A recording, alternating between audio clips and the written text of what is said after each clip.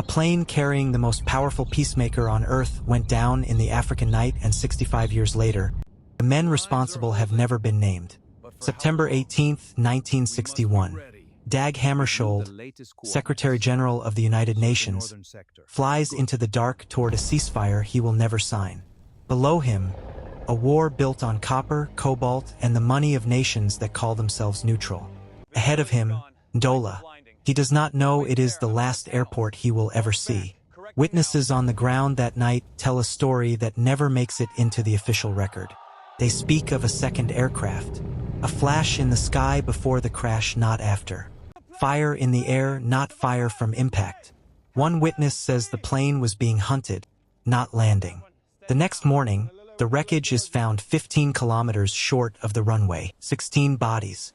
One man is still breathing barely and dies days later without ever explaining what happened. The investigators arrive fast, too fast, and within months, a tribunal hands down its verdict. Pilot error. Case closed. Except it was never closed. It was buried.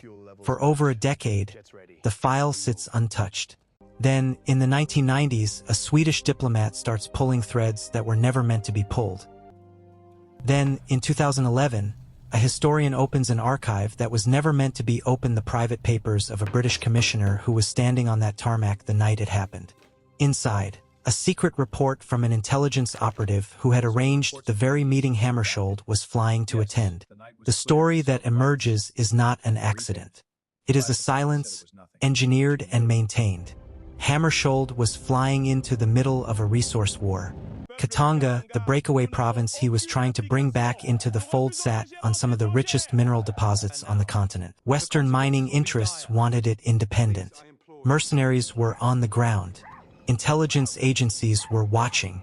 And the man trying to end the war was, to some of them, an obstacle standing between the ground and the money buried beneath it. Commission after commission is convened in the decades that follow. Each one edges closer to the same conclusion the first one refused to consider: that this was not error, that this was intent. In 2013, a panel of international jurists reviews the evidence and states plainly, there is persuasive evidence the aircraft was forced from the sky by hostile action. Not maybe, not possibly, forced. The United Nations responds the only way institutions know how to respond to an inconvenient truth. It orders another investigation, and another. Each one inches forward, and each one runs into the same wall. Member states holding documents they will not release. Intercepted radio transmissions. Surveillance records. Names. By 2022, the lead investigator states it outright. It remains plausible that an external attack caused the crash. By 2024, the United Nations itself confirms that specific, crucial information is still being withheld by governments who have had 60 years to come clean and have chosen, every single time, silence instead.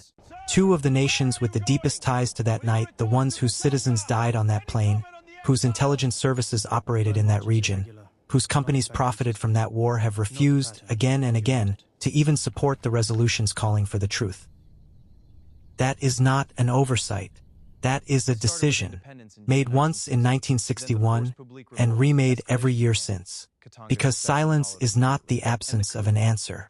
Silence is the answer chosen, guarded, and paid for by everyone with something to lose if the truth ever lands. 65 years later, the file is still open. The witnesses are gone. The documents are still sealed.